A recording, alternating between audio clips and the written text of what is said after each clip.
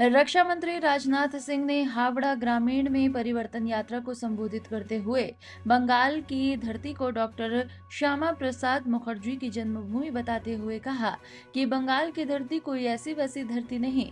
उन्होंने कहा था कि इस देश में दो विधान, दो निशान और दो प्रधान नहीं चलेंगे। ये नारा मात्र नहीं बल्कि एक संकल्प था जिसे प्रधानमंत्री मोदी के नेतृत्व वाली केंद्र सरकार ने पूरा किया।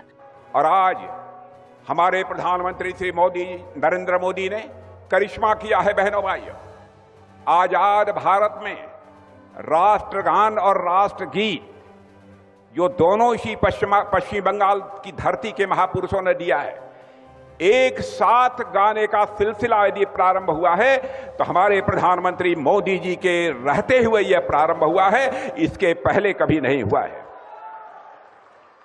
बहनों भाइयों, ये बहादुरों की धरती है, मैं जानता हूं।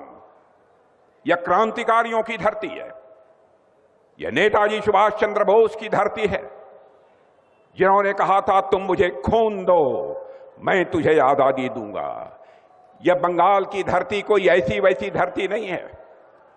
डॉक्टर श्यामा प्रसाद मुखर्जी इसी बंगाल की मां की कोख से पैदा हुए थे, बंगाल की धरती पर पैदा हुए थे।